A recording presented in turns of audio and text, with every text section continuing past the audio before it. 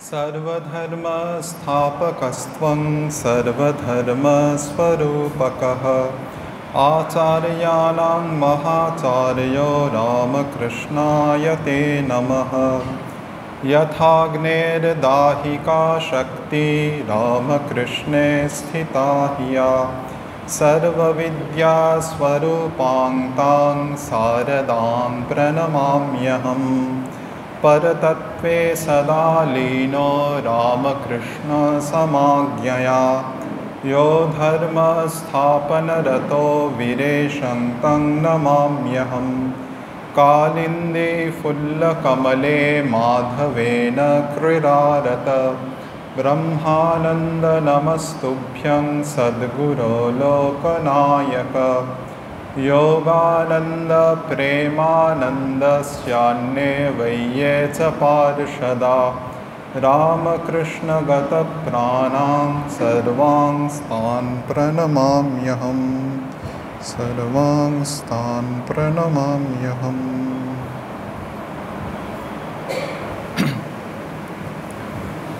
কাশীপুর উদ্যানবাটি অন্তরঙ্গদের কাছে রেখে তৈরি করার পর্ব। সেখানেই শ্রীরামকৃষ্ণ একদিন কাগজে স্বহস্তে লিখেছিলেন, নরেন শিক্ষে দিবে। নরেন্দ্রের প্রতি ঠাকুরের বাঁধন হারা টান। নরেনের প্রশংসায় তিনি পঞ্চমুখ। সে নরনারায়ণের নর ঋষি, সহস্রদল পদ্ম, রাঙাচক্ষু বড় রুই, অখণ্ডের ঘর, নিত্য সিদ্ধ ঈশ্বর কোটি, তার মতো আর একটিও নেই। শ্রীরামকৃষ্ণ নরেন্দ্রকে আত্মার স্বরূপ জ্ঞান করেন, তিনি তার অনুগত। নরেন্দ্রের জন্যই তো সব। নরেনের বিরহে প্রাণ আঁটুপাটু, আর তাকে কাছে পেলে অবতার পুরুষটি উথাল পাথাল। সপ্তর্ষি ঋষি নরেন্দ্রের ইচ্ছে ছিল শুকদেবের মতো সমাধিমগ্ন হয়ে থাকার, কিন্তু উত্তম বৈদ্যের হাতে পড়ে সব ইচ্ছে সব সুখ জলাঞ্জলি। কারণ জহুরি চিনেছে জহর। গুরু তাকে দিয়ে যেতে চান আরও উচ্চ অবস্থা, উপযুক্ত আধারে প্রবাহিত করে যেতে চান অনন্ত শাশ্বত গুরু শক্তির ধারাটিকে।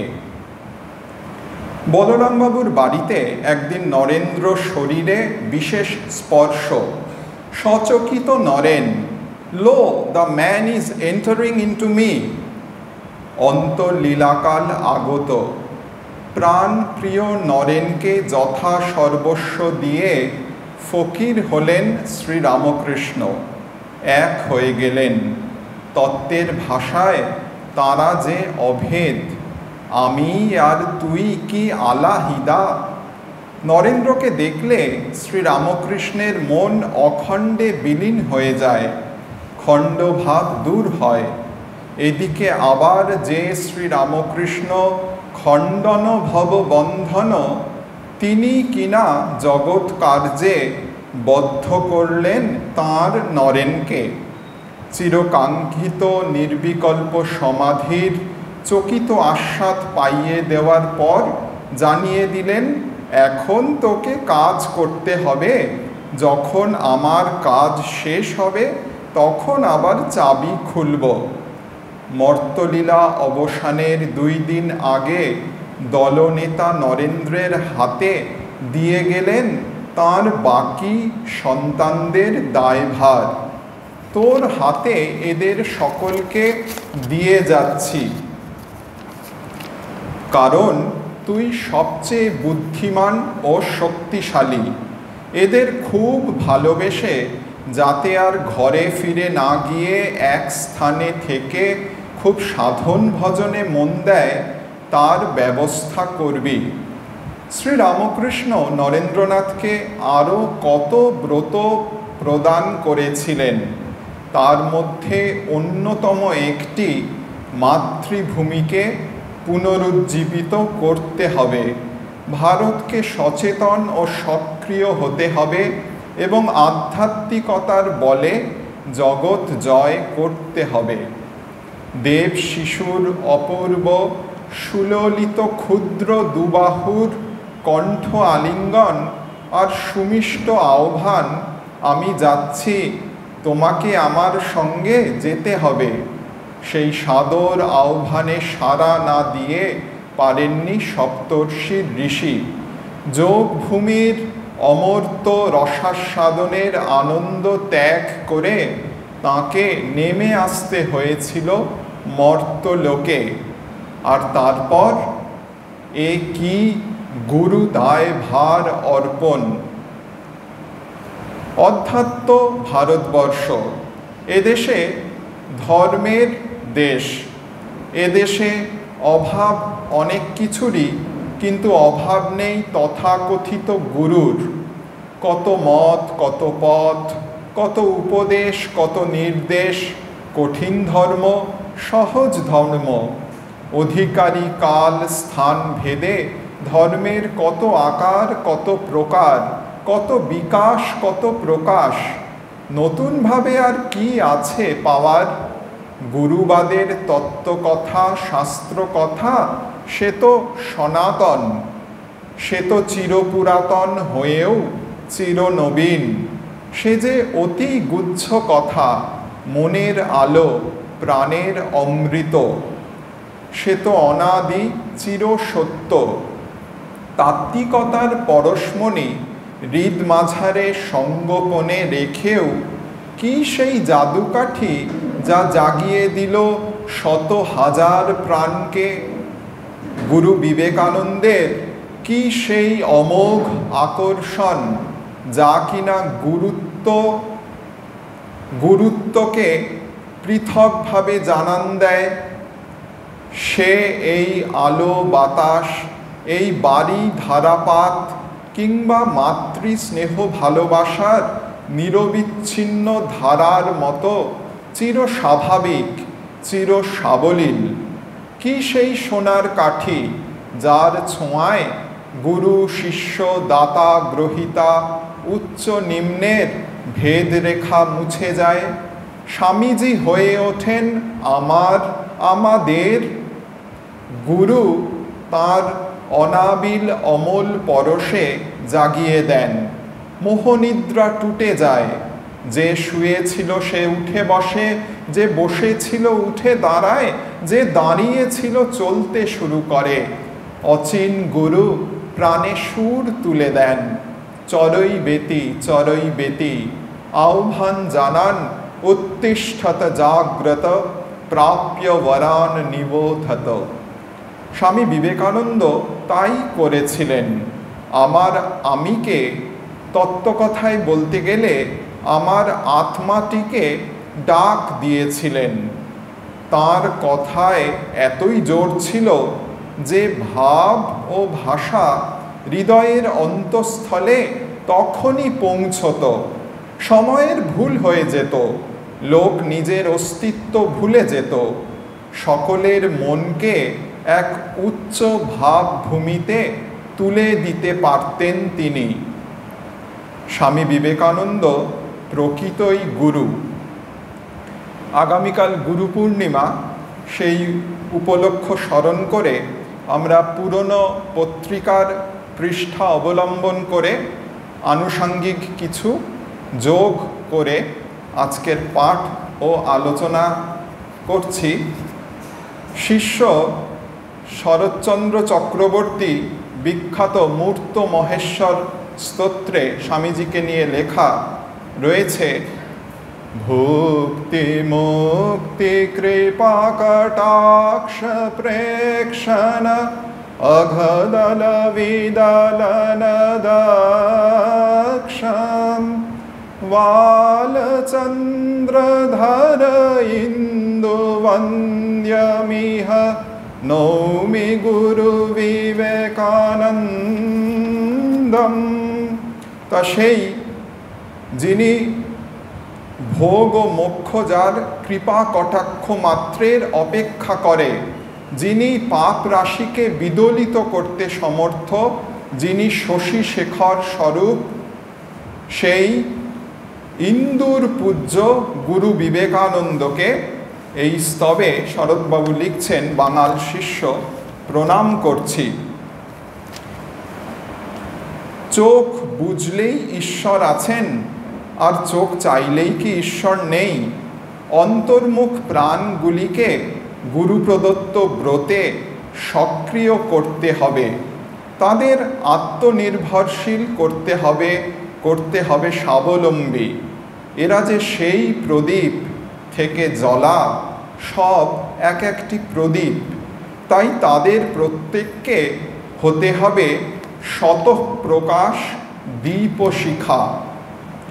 ভগবান শ্রীরামকৃষ্ণ মাতৃভাবের পলিমাটি ছড়িয়ে বাংলায় যে উর্বরতা সাধন করে গিয়েছেন, তাতে মানবতার বীজ না দিলে ফসল ভালো হবে কেন?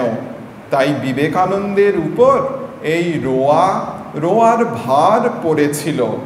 এ কাজের জন্য যেটুকু তেজ, যেটুকু সাহস, পাকা কৃষির ভূয় দর্শন জাত যেটুকু স্পর্ধার প্রয়োজন, সে সকলই বিবেকানন্দে পূর্ণ মাত্রায় ছিল। সেই স্পর্ধা বিবেকানন্দ মানসের বজ্রসম সেই ইচ্ছা শক্তির প্রবাহটিকেই চারিয়ে দিতে চাইলেন শ্রীরামকৃষ্ণ নির্বাচিত লিডার। গুরু বাক্যের, গুরুর স্বপ্নের আর তাঁর ইচ্ছার সার্থক বাস্তব রূপায়ণেরই আর এক নাম বিবেকানন্দ জীবন। আসল গুরু সচ্চিদানন্দ, তিনি সকলের অন্তরে সতত বিরাজমান। সচ্চিদানন্দ যেমন ভগবানের নাম, সৎচিৎ আনন্দ স্বরূপ যিনি, তেমনি আমাদের মনে পড়ছে স্বামীজি পরিব্রাজককালে এই নামটি ব্যবহার করেছিলেন। তবে অনেক সময়ই জীব তার অন্তরতর সচ্চিদানন্দ গুরুর খোঁজ পায় না।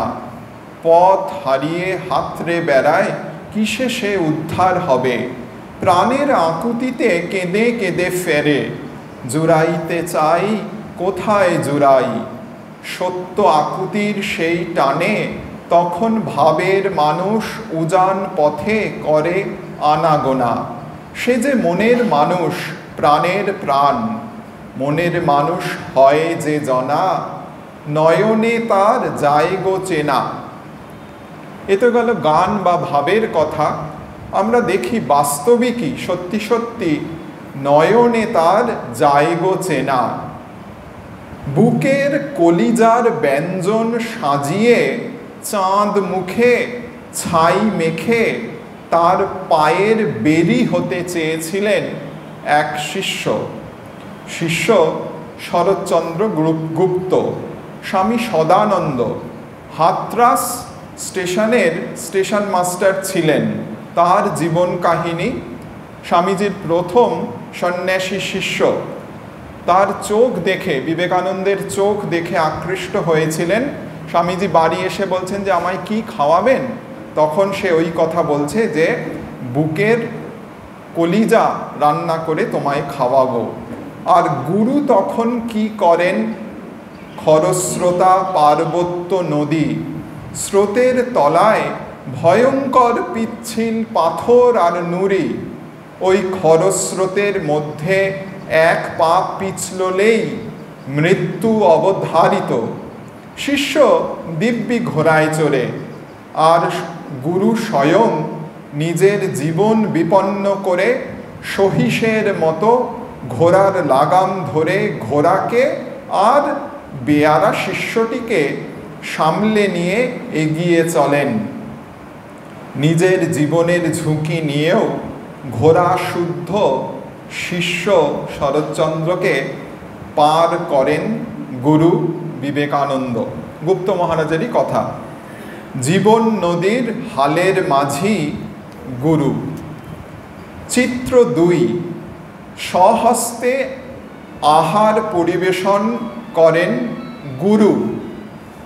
আহারান্তে শিষ্যের হাত ধোয়ার জল নিজেই ঢেলে দেন, তোয়ালে দিয়ে সস্নেহে হাত দুটো মুছিয়ে দেন। শিষ্যার প্রতিবাদে গাম্ভীর্যপূর্ণ অপ্রত্যাশিত উত্তর আসে। ঈশা তাঁর শিষ্যদের পা ধুইয়ে দিয়েছিলেন। মহাসমাধির 2 দিন পূর্বে এই বেলুর মঠে ভগিনী নিবেদিতার এহেন অভিজ্ঞতা। বর্ষণ মুখর আঁধার রাতে শত শত মাইল দূর থেকে আগত 2 নারী সেই মানুষটির পদপ্রান্তে এসে তারা জানায়, যীশুখ্রিস্ট যদি এই পৃথিবীতে এখনো থাকতেন তাহলে তাঁর কাছে যেমন করে আসা উচিত ও উপদেশ প্রার্থনা করা উচিত, আমরা তেমনভাবে আপনার কাছে এসেছি। মনে পড়ছে যিশুর আবির্ভাবের প্রাক্ক্ষণ আগের দিন ক্রিসমাস ইভ পালন করা হয়, তেমনি আজকে একটু সাহস করেই বলছি, যেন আধুনিকতম পরিভাষায় গুরু পূর্ণিমার প্রাক সন্ধ্যা বা গুরু পূর্ণিমা ইভ। যাই হোক, কৃপা বাড়ি ঝরে পড়ে, অস্ফুট কণ্ঠে ধ্বনিত হয়, শুধু যদি আমার যীশুখ্রিস্টের মতো শক্তি থাকত এই মুহূর্তে তোমাদের মুক্ত করে দেওয়ার। ডেট্রয়েট থেকে সেন্ট লরেন্স নদীর কূলে সহস্র দীপোদ্যানে আগতা মেরি সি ফাঙ্কি ও ক্রিস্টিন গ্রিনস্টিডল, তাদেরই এই কথা বা স্মৃতিচারণ। চতুর্থ ছবি, জীবন যন্ত্রণায় ক্ষতবিক্ষত প্রাইমা ডোনা পাশ্চাত্যের সঙ্গীত সম্রাজ্ঞী এসে দাঁড়ান ধ্যান নিমিলিত ভারতীয় যোগীর সামনে। যোগীর গভীর গম্ভীর সুরতরঙ্গ সদৃশ স্বরে জাগে বিস্ময়। My child, what a troubled atmosphere you have about you. Be calm, it is essential. নৃত্য গীতের উর্বশীর অন্তর জীবনে নেমে আসে প্রশান্তি। সে নারীর কাছে গুরু তখন মন পিয়েরে, আমার পিতা, ফরাসি গায়িকা এমা কালভের কথা। ছোট্ট বালকটি রাস্তা দিয়ে হেঁটে চলেছে, জুতোর ফিতেগুলো খোলা, হাঁটু গেড়ে বসেন পথচারী, সযত্নে বেঁধে দেন জুতোর ফিতে, বলেন, বি অ্যাক্টিভ মাই ডিয়ার বয়। বালকটির অজান্তেই তিনি যে তার গুরু। সেই বালক পরে হাজারিবাগ ডাবলিন মিশন কলেজের অধ্যাপক হন। পরবর্তী চিত্র, সেবা কাজের ত্রুটিতে গুরুর কানমোলা খেয়ে লুকিয়ে ফুঁপিয়ে ফুঁপিয়ে কাঁদে সেবক। দেখতে পেয়ে সেবকের গলা জড়িয়ে চোখের জল মুছিয়ে আবদার করে গুরু বলেন, ওরে কিছু মনে করিসনি, তোদের ভালোবাসি তাই এমন করে ফেলি, তোরা আপনার লোক। একদিন সেবা করতে করতে গুরুর বুকে মাথা রেখে ঘুমিয়ে পড়ে সে সেবক। পাছে তার নিদ্রাভঙ্গ হয়, তাই নিশ্চল হয়ে শুয়ে থাকেন গুরু সেবকের ঘুম ভাঙার অপেক্ষায়। সেবক কানাই মহারাজ বা স্বামী নির্ভয়ানন্দ। সপ্তম চিত্র, ছেলে মানুষ সন্তানটি চায় সন্ন্যাসী হতে, গুরুর আদেশে ভিক্ষা সংগ্রহে বেরোয়। গুরুর নির্দেশ, সকলে আজ কলকাতায় গিয়ে ভিক্ষে করুক, মঠে কেউ আহার পাবে না। সঙ্গে সংযোজন করে দিচ্ছেন, দেখো কোনো আত্মীয়ের বাড়িতে যেও না যেন। হরিপদ বা বোধানন্দের জীবনে এহেন অভিজ্ঞতা। বেলা বাড়ে এদিকে, উদ্বিগ্ন হৃদয়ে খেয়া ঘাটে তারই পথ চেয়ে দাঁড়িয়ে উপবাসী গুরু। বেলা শেষে শিষ্যের সপাক পবিত্র ভিক্ষান্নে উভয়ের পরিতৃপ্তি। আবার হিমালয়ের দুর্গম পথ, বলিষ্ঠ পদে অগ্রগামী গুরু, হতক্লান্ত শ্লথ গতি শিষ্য নিরুপায় হয়ে ভারী বুট জোড়া খুলে পুটলিতে ভরে। কঠিন বন্ধুর পিচ্ছিল পথে ভারসাম্য রাখাই যে দুঃসাধ্য। দৃঢ় হস্ত প্রসারিত করে শিষ্যের দেহটিকে সবলে ধরে পথ চলতে থাকেন গুরু। মাথায় তাঁর শিষ্যের সেই পুটলির বোঝা। তা না হলে কি স্বামীজি আমার গুরু? অম্লান বদনে আমার পরা জুতো মাথায় করে নিয়ে চললেন, আর আমিও এমনই হাবাগোবা যে স্বয়ং গুরু যে আমার জুতো মাথায় করে নিয়ে চলেছেন তার কিছুই খেয়াল ছিল না। ওই গুপ্ত মহারাজেরই প্রথমে যার কথা বলা হলো তার স্মৃতিচারণ। রোগগ্রস্ত ভগ্ন শরীরে প্রয়োজন বিশ্রাম। সেবকেরা দেখা সাক্ষাতের সময়কাল নিয়মে বাঁধতে চান। চিরপরহিতাকাঙ্ক্ষী প্রেমিক হৃদয় মানুষটির আকুতি। তারা এত কষ্ট করে দূর দূর থেকে হেঁটে আসতে পারে, আর আমি এখানে বসে বসে একটু নিজের শরীর খারাপ হবে বলে তাদের সঙ্গে দুটো কথা কইতে পারবো না। আর তাই তো তিনি গুরু। সুরেন্দ্রনাথ সেনের স্মৃতিকথা থেকে প্রাপ্ত।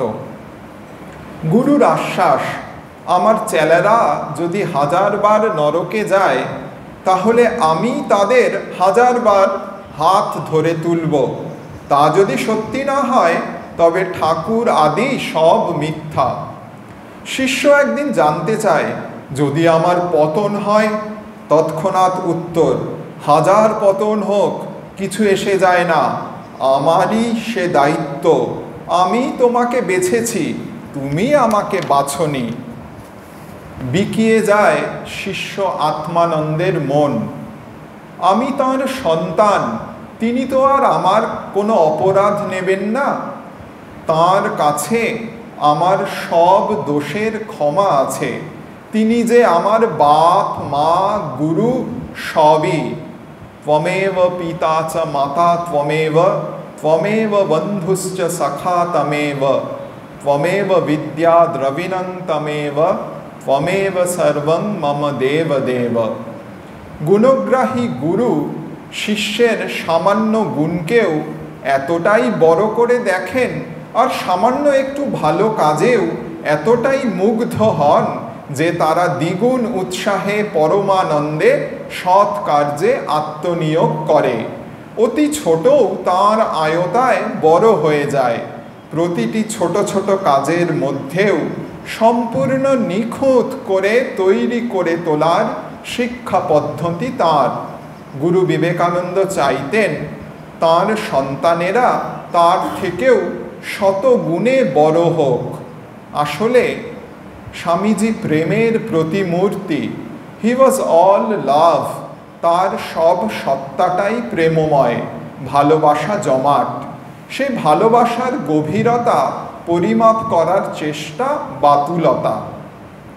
তাঁর পিড়িতে পড়লে গোলাম হয়ে যায় মানুষ, আর সেই গোলামগুলিকে কাদার তালের মতো আকার দিতে থাকেন গুরু। হয়ে ওঠেন অমৃতের সেতু।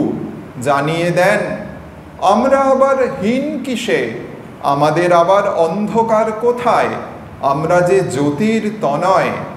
বিবেকানন্দ তনয়দের তাই উপলব্ধি, we are not mere sadhus, we belong to the line of prophets. সেই অনুষঙ্গে আমাদেরও মনে হয়, we are not mere bhaktas, we belong to that same line of sadhakas. শিষ্যের ভূত ভবিষ্যৎ সবই গুরুর নখদর্পণে। তাদের প্রকৃতি বুঝে রাশ ঠেলে দিয়ে এগিয়ে দেন গুরু।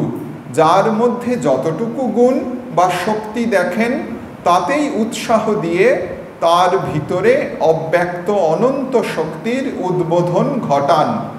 যে যে জায়গায় আছে তাকে সে জায়গায় সাহায্য করে তার অভাবটা পুড়িয়ে দেন।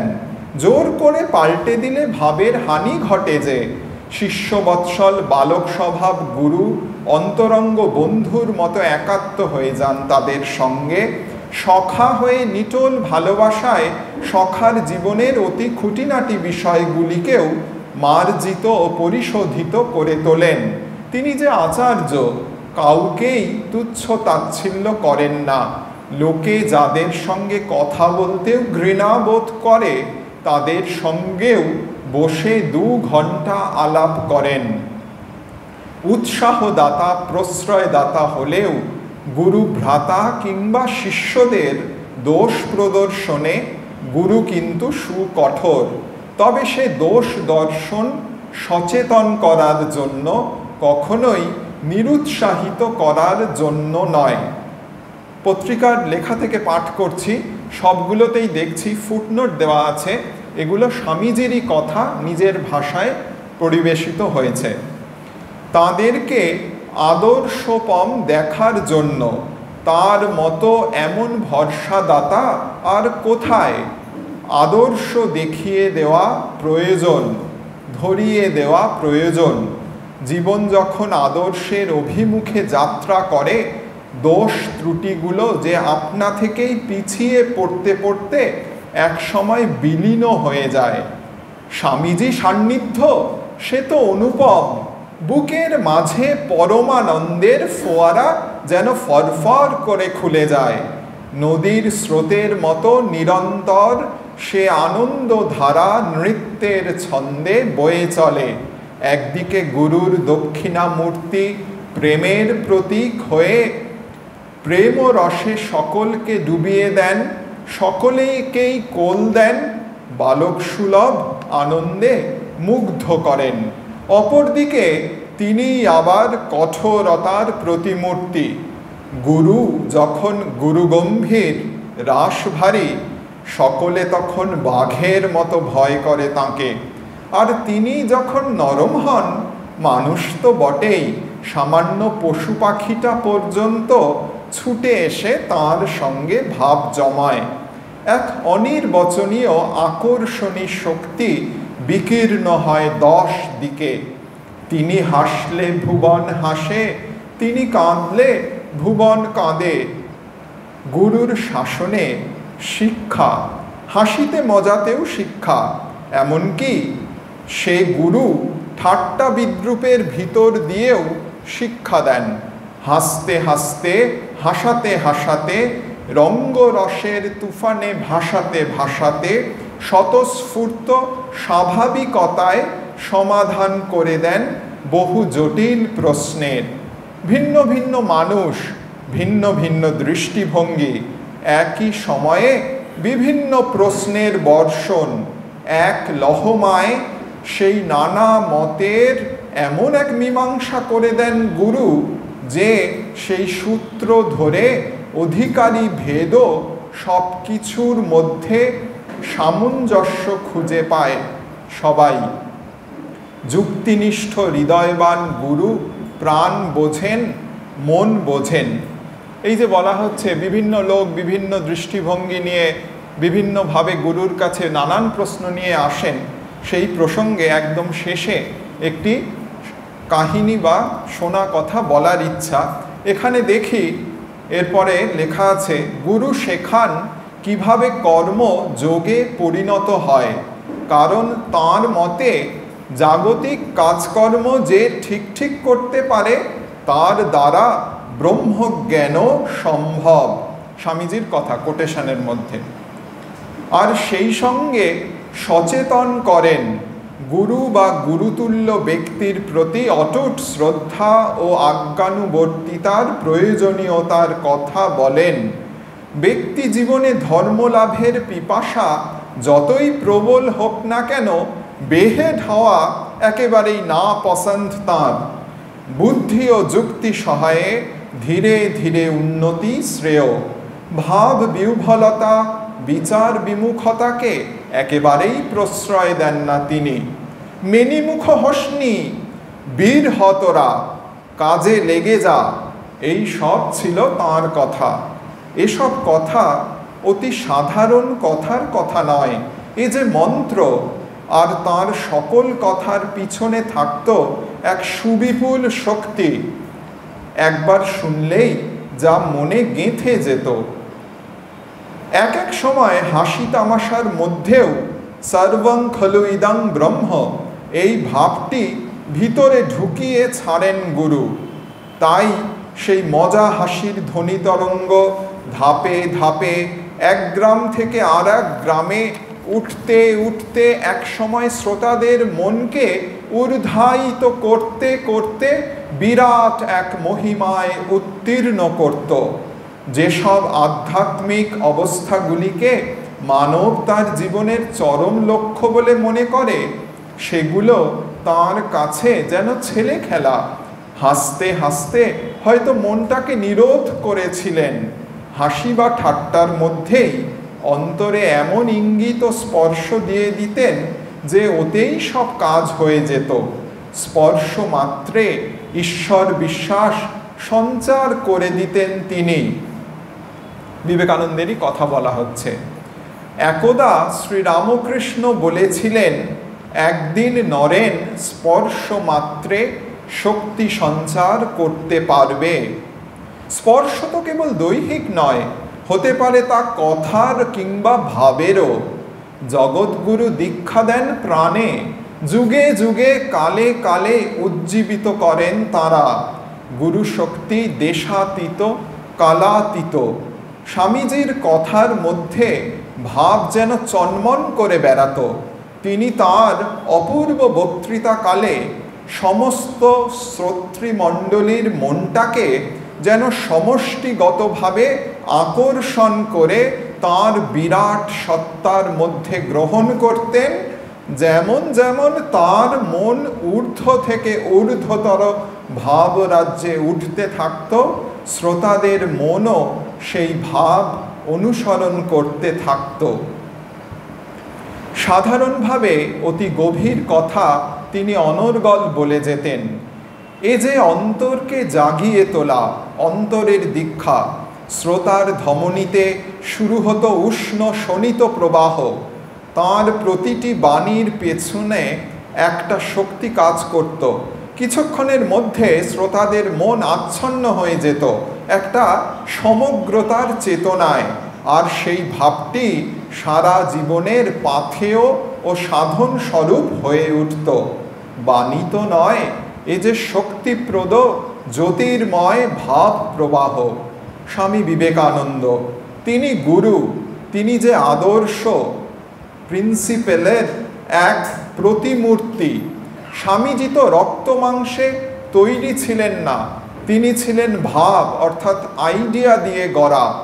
ভাবরূপ বিবেকানন্দ বলেছিলেন, একদিন হয়তো জীর্ণ বস্ত্রখণ্ডের মতো আমার এই শরীরটাকে ছুঁড়ে ফেলে দিয়ে চলে যাব, কিন্তু আমি কোনোদিন কর্ম থেকে ক্ষান্ত হব না, যতদিন পর্যন্ত না জগৎ ঈশ্বরের সঙ্গে একত্ব অনুভব করছে, ততদিন পর্যন্ত আমি সর্বত্র মানুষের মধ্যে প্রেরণা যোগাতে থাকব। চলে গেছেন স্বামীজি সেতুটি তৈরি করে দিয়ে। ফিরে এসেছেন স্বামীজি। তিনি যে জগতের গুরু, তিনি যে আচার্য। তাঁর গুরু তাকে দেখতে চেয়েছিলেন বিশাল বটগাছ রূপে, যার ছায়ায় হাজার হাজার মানুষ আশ্রয় পাবে, বিশ্রাম পাবে, পাবে পথ চলার শক্তি, প্রেরণা। সুদূর পথের যাত্রীরা উপলব্ধি করে, আমার মুক্তির অপেক্ষায় আজও আজও সে মানুষটি স্বেচ্ছায় বদ্ধ। শতমুক্ত গুরু আজ বদ্ধ চিরলীলার বন্ধনে। সেই গুরু, সেই চির প্রতীক্ষারত পিতা মাতা প্রেমাস্পদ চির সখা দাস চির বালকটির জন্যই তাই লক্ষ্যের দিকে এগিয়ে চলা।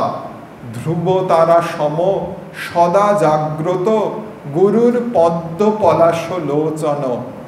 দুটি আমাদেরই জন্য আজও পথ চেয়ে, আমাদেরই জন্য আজও অপেক্ষায়। এইভাবে এই গুরু বিবেকানন্দ প্রবন্ধটি শেষ হচ্ছে। এ প্রসঙ্গে, এই গুরুকরণ প্রসঙ্গে মনে হয় যে ব্যাস যেমন আমাদের আদি গুরু ব্যাসদেব, তেমনি শিব সন্ন্যাসী গুরু।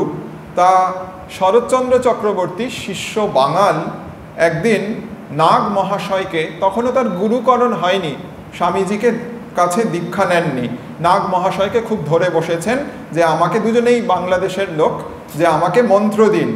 তা নাগমশাই বলছে কায়স্থ ব্রাহ্মণকে মন্ত্র দিতে পারে না। এ বলছেন আপনি পণ্ডিত, আমি মূর্খ, আমাকে মন্ত্র দিন। অনেক দিন এরকম চাপানুতর চলেছে।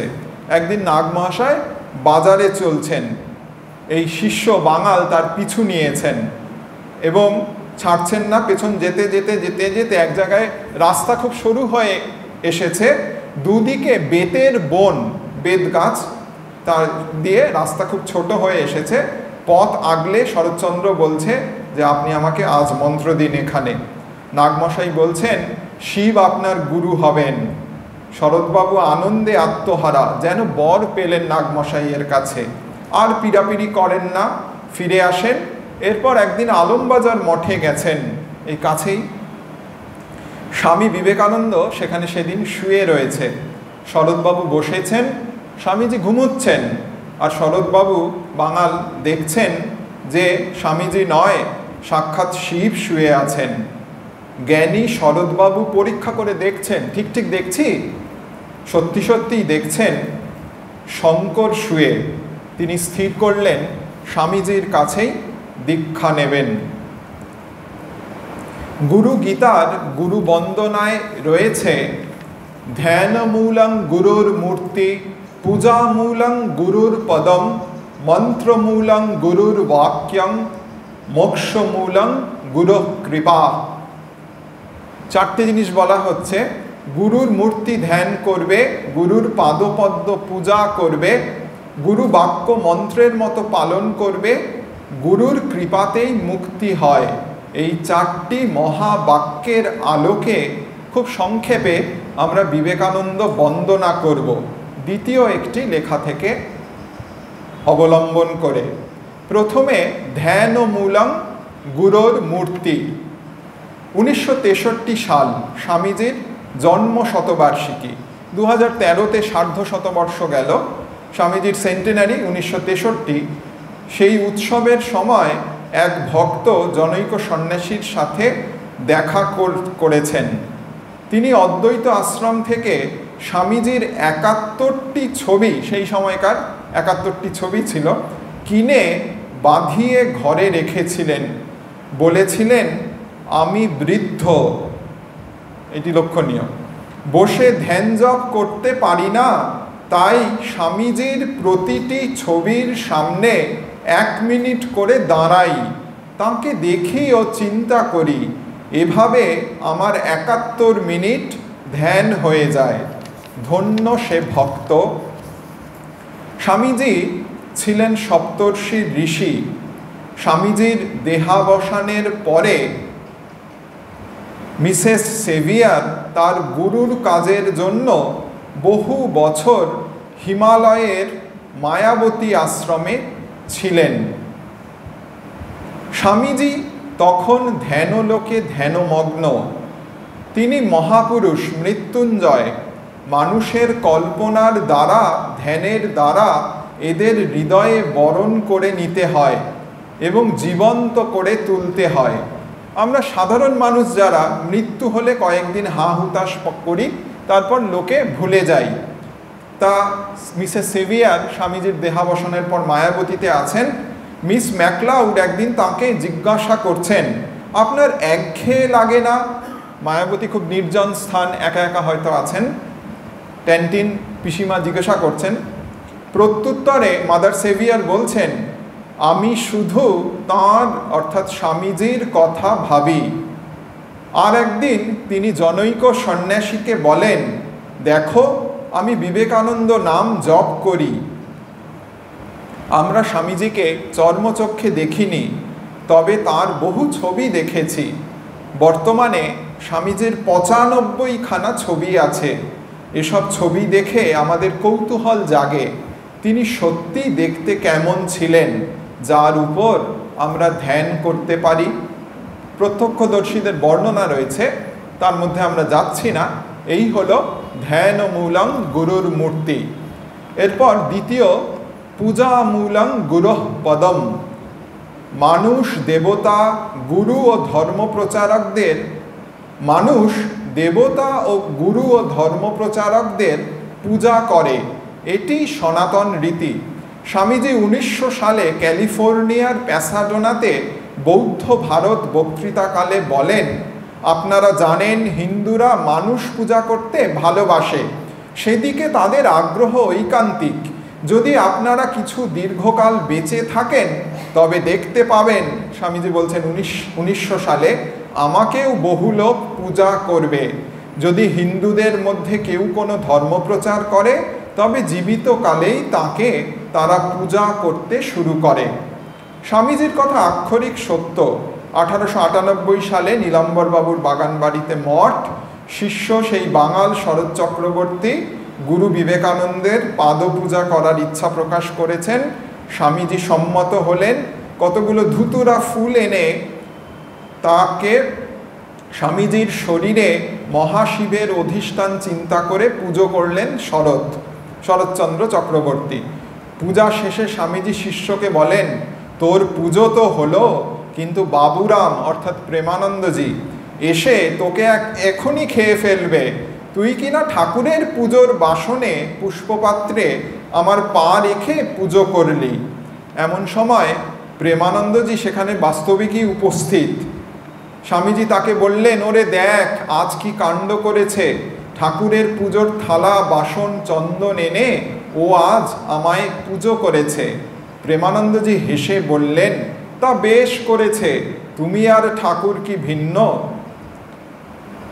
স্বামীজির শিষ্য অচলানন্দ কেদার বাবা, ইনি আমাদের সহ অধ্যক্ষ ছিলেন যতদূর মনে পড়ছে, তিনি লিখছেন, একদিন তিনি অর্থাৎ স্বামীজি গম্ভীর হয়ে বেলুর মঠে ঠাকুর ঘরের নিচে, এই পুরনো ঠাকুর ঘরের নিচেই বোধহয় বসে আছেন, আর পূজ্যপাদ রাখাল মহারাজ তার পিছনে দাঁড়িয়ে। আমি ওই দিক অতিক্রম করে চলে যাচ্ছিলাম। আমাকে দেখে স্বামীজি বললেন, এই এদিকে আয়, যা ফুল তুলে নিয়ে আয়। আমি ফুল তুলে আনলাম। পরে আমাকে বললেন, তিনি গুরু, শিষ্যকে বলছেন, আমাকে পূজা কর, নিত্য পূজা করবি। আবার বললেন, ফুল তুলে নিয়ে আয়। ফুল তুলে আনার পর আমাকে বললেন, অধ্যক্ষের অর্থাৎ স্বামী ব্রহ্মানন্দের, যিনি কাছেই ছিলেন পেছনে রাজা মহারাজ, পূজা কর। গুরু আর অধ্যক্ষ এক জানবি, নিত্য পূজা করবি।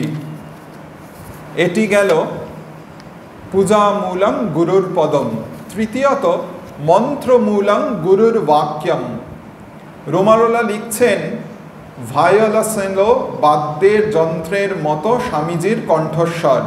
মিসেস হ্যান্সব্রোর মতে ব্যারিটোন ভয়েস, মানে গম্ভীর পুরুষালী কণ্ঠস্বর। লিলিয়ান মন্টগোমারি বলেছেন, স্বামীজির কণ্ঠস্বর ছিল স্পষ্ট ও মিষ্ট এবং গভীরভাবে অনুরণিত হতো। তার স্বর আসত শরীরের ঊর্ধ্বে কোনো উচ্চ চৈতন্যের ভূমি থেকে। সেই বিশুদ্ধ দৈবী কণ্ঠস্বর মানব মনে প্রবেশ করে সব মলিনতা দূর করে দিত। আনুষ্ঠানিকভাবে খুব কম লোককে স্বামীজি মন্ত্র দ্বারা দীক্ষা দিয়েছেন। ঠাকুরও খুব কম লোককে মন্ত্র দীক্ষা দিয়েছেন। তাঁরা সাধারণ গুরু নন যারা কানে মন্ত্র দিয়ে দীক্ষা দেন। ঠাকুর ও স্বামীজি অনেক লোককে সাম্ভবী ও শাক্তি দীক্ষা দিয়েছেন। তাদের দৃষ্টিপাত বা স্পর্শ অপরের মধ্যে শক্তি সঞ্চার করত। তন্ত্রমতে শক্তিই মন্ত্র।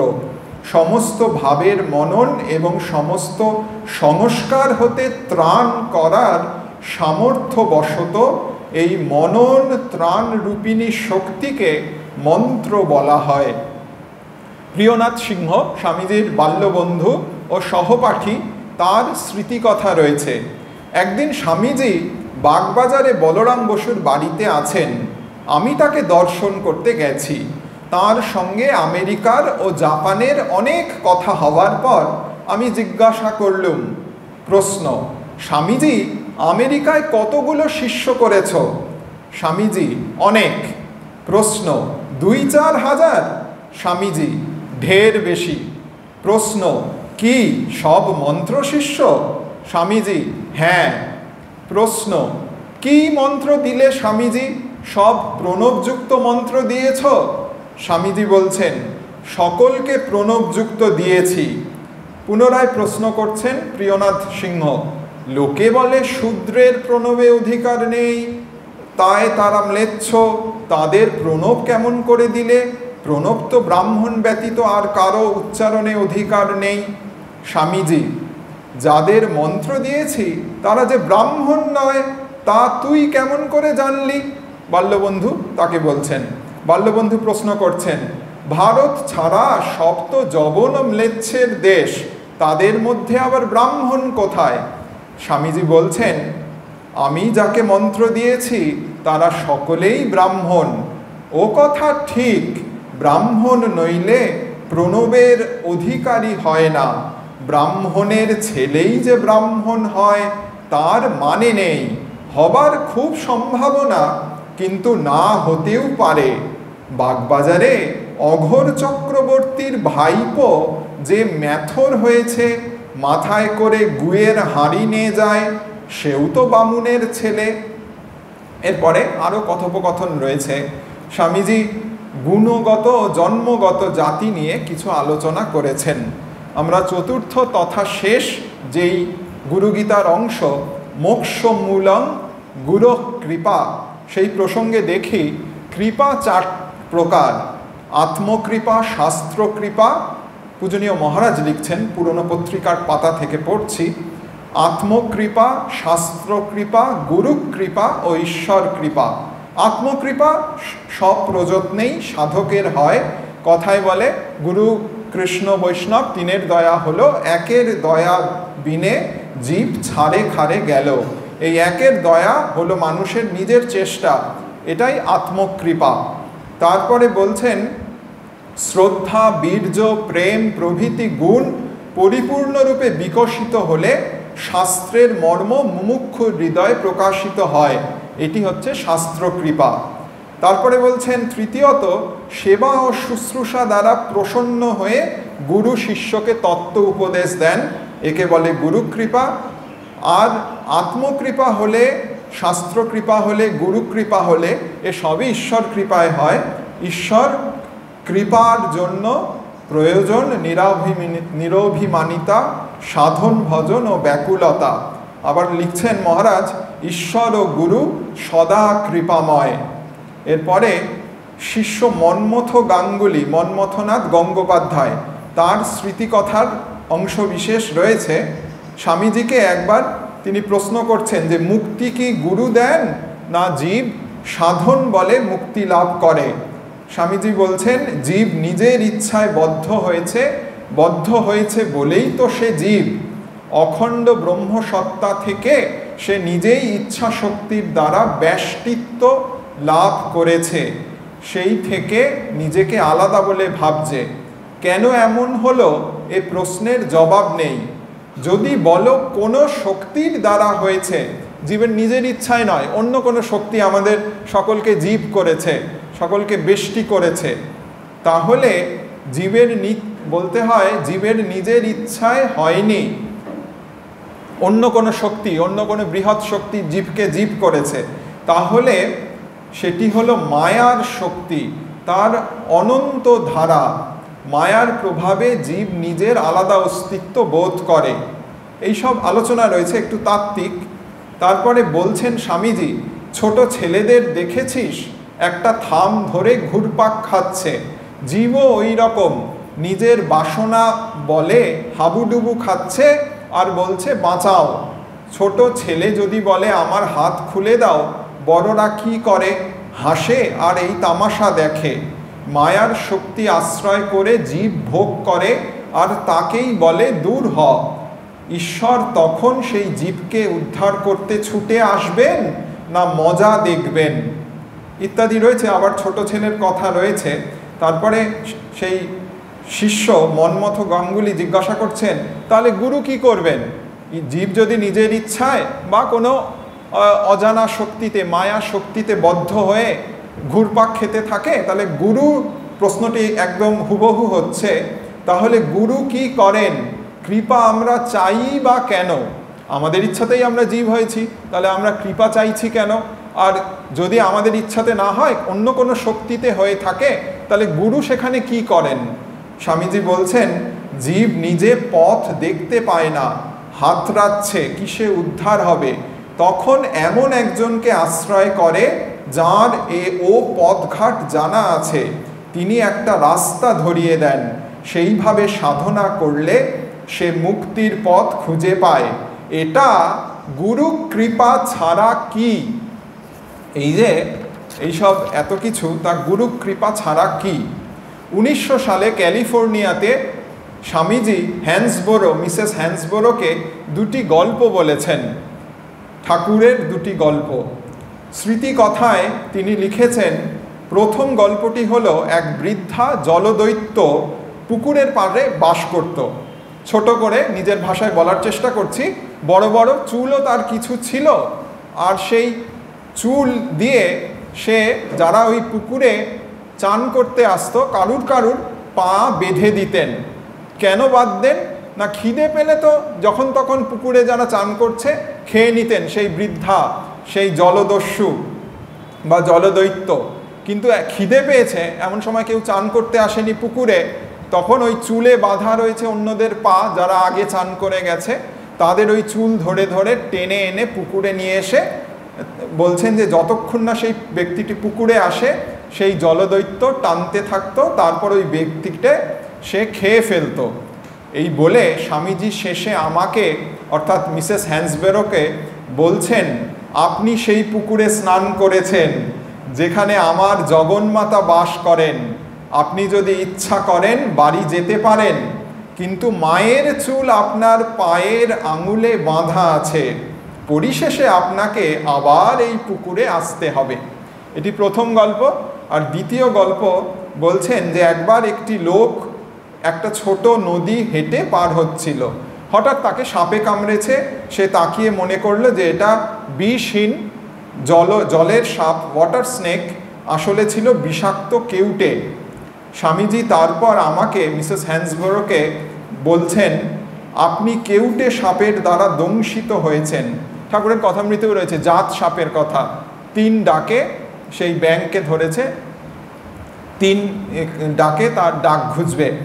আপনি কেউটে সাপের দ্বারা দংশিত হয়েছেন, কখনো মনে করবেন না যে আপনি এর থেকে ছাড়া পাবেন। স্বামীজির গুরু ভাব ও কৃপা কি সেই মুষ্টিমেয় শিষ্যদের মধ্যে শেষ হয়ে গেছে? কখনোই না। তিনি ছিলেন কালজয়ী পুরুষ। পরবর্তীকালে পৃথিবীর অগণিত নরনারীর জন্য স্বামীজির ভাবধারা, গুরু কৃপা যে আমরা ধন্য হব, সেটি আমাদের জন্য রয়ে গেছে। আমাদের এক আচার্যের মুখে, সাক্ষাতে নয় পরম্পরায় শুনেছি, বড় তিনি বয়োজ্যেষ্ঠ অনেক, যে তারা যখন ছোট ছিলেন ব্রহ্মচারী অবস্থায়, তারা পূজনীয় বেলুর মঠের তৎকালীন সংঘাধ্যক্ষ মহারাজকে কাছে প্রণামে গেছেন। ঘর ভর্তি লোক, তারা ভিতরে ঢুকতে পারেননি, কিন্তু ওই স্পিকার দেওয়া রয়েছে মহারাজের কাছে, এবং তারা শুনতে পাচ্ছেন বাইরে থেকেও যে অনেক প্রশ্ন আসছে। কোনো এক ব্যক্তি প্রশ্ন করেছেন, যে গল্পটার কথা বলছিলাম যে বলবো, যে গুরুর কাছে নানানজন নানান প্রশ্ন নিয়ে আসে, এক কথায় গুরু তা উত্তর দেন। সেই প্রসঙ্গটি এখন, যে একজন প্রশ্ন করেছেন যে মানুষ আমরা বলি তো মুক্তি চাই বা গুরু কৃপা চাই, চরম অনুভূতি চাই, সংসার চাই না ইত্যাদি, কিন্তু যখন উপস্থিত হয় সেই পরিস্থিতি আমরা ভয় পেয়ে যাই বা একটু সচেতন হয়ে সচকিত হয়ে যাই। এমনটি কেন? আমরা ভয় পাই কেন? Why are people afraid of it? আমরা বারবারে এটা চাই চরম অনুভূতি, কিন্তু ভয় পাই কেন? তা সেই অধ্যক্ষ পূজনীয় মহারাজ খুব আস্তে আস্তে কথা বলতেন। তিনি বলছেন, তবে তোমাদের কোনো ভয় নেই। সবাই হেসে উঠেছে। এইবার এটা নিয়ে ভাবার কথা যে আমরা ভয় পাই কেন। আর অধ্যক্ষ মহারাজ বলেই ফেলি, দ্বাদশ সংঘাধ্যক্ষ মহারাজ বলছেন যে তবে তোমাদের কোনো ভয় নেই। দুই রকমভাবেই ভাবা যায়, যে আমরা চাই না, মুক্তি চাই না, চরম কিছু চাই না, তাই আমাদের ভয় নেই। আবার সচেতনভাবে সিনসিয়ারলি যারা আমরা চাই তাদেরও কোনো ভয় নেই, গুরু কৃপা রয়েছেন। শেষ করব, গুরু কৃপা গুরু সেবা একই কথা। তীর্থ মধুপ এই ছদ্মনামে নিরাময়ানন্দজি খুব সম্ভবত মায়ের শিষ্য ছিলেন, উদ্বোধনের সম্পাদক এক সময় তিনি ছিলেন। তিনি একটি স্মৃতিচারণ লিখেছেন যে স্বামীজির বড় হয়ে যখন জানলাম স্বামীজিকে দেখেছেন এমন অনেকেই কাছাকাছি আছেন, তাদেরকে দেখার জন্য তিনি ব্যাকুল হয়েছেন। একদিন শুনলাম কলকাতায় অদ্বৈত আশ্রমে আছেন শুদ্ধানন্দজি। স্বামীজির শিষ্য, জিজ্ঞেস করলেই স্বামীজির কথা বলেন। তা এই নিরাময়ানন্দজি তীর্থমধুপ তিনি লিখছেন যে একদিন গিয়ে প্রণাম করে একটু আধটু কথার পর মনের দুঃখ জানালাম, মহারাজ আমাদের ভাগ্যে আর স্বামীজিকে দেখা হলো না, কয়েক বছর আগে জন্মালে বেশ দেখা যেত। তিনি বলছেন, না দেখেছো ভালোই হয়েছে। কেন মহারাজ? ইনি জিজ্ঞাসা করছেন। আমার কি হয়েছিল শুনবে? শুদ্ধানন্দজি, ইনিও আমাদের অধ্যক্ষ, চতুর্থ বা পঞ্চম, এরকম পঞ্চম অধ্যক্ষ। হ্যাঁ, তিনি বলছেন, তখন মঠে স্বামীজির সেবা করি, দিনরাতি তার কাছে থাকতে হয়। একদিন সকালে এক ছোকরা এসে বললে, স্বামীজি আপনি তো দেশ বিদেশে নতুন এক ধর্ম প্রচার করে এলেন। স্বামীজি বললেন, নতুন ধর্ম বলতে তুমি কি বোঝো? সে বললে, আপনি তো গঙ্গা স্নানে মুক্তি হয় এসব মানেন না। স্বামীজি বললেন, সে কি, আমি রোজ গঙ্গা স্নান করি, তা সম্ভব না হলে একটু গঙ্গা জল মাথায় দিই, মুখে দিই। সে তো বুঝে, সব বুঝে চলে গেল। একটু পরে এক প্রৌঢ় ব্রাহ্মণ এসে বলছেন, স্বামীজি আপনি তো আমাদের সনাতন হিন্দু ধর্মই সারা পৃথিবীতে প্রচার করে এলেন, ধন্য আপনি। স্বামীজি বললেন, সনাতন হিন্দু ধর্ম বলতে আপনি কি বোঝেন? এই কাশিতে মরলে মুক্তি হয়, এটা তো আপনি মানেন। স্বামীজি বলছেন, না, জ্ঞান বিনা মুক্তি হয় না, জ্ঞান হলে যেখানেই মরুক মুক্তি হবে। জ্ঞানের চর্চা করুন, আমি সর্বদা জ্ঞানের চর্চা করি। এই অবধি কথোপকথনের কথা লেখা রয়েছে। এরপর শুদ্ধানন্দজি লিখছেন, আমি তো দুজনের সঙ্গে দুরকম কথা শুনে অবাক, নত জানু হয়ে বললুম, স্বামীজি ওরা তো যে যার চলে গেল, আমি যে পড়লাম মহা ফাঁপড়ে। স্বামীজি বললেন, তুই জিজ্ঞেস কর, তোকে তোর মতো উত্তর দেব। আমি বললুম, বলুন তাহলে কিসে মুক্তি? স্বামীজি গম্ভীরভাবে আমার দিকে চেয়ে বললেন, গুরু সেবায়। ওম শান্তি শান্তি শান্তি। হরি ওম তৎসৎ। শ্রীরামকৃষ্ণার্পণমস্তু।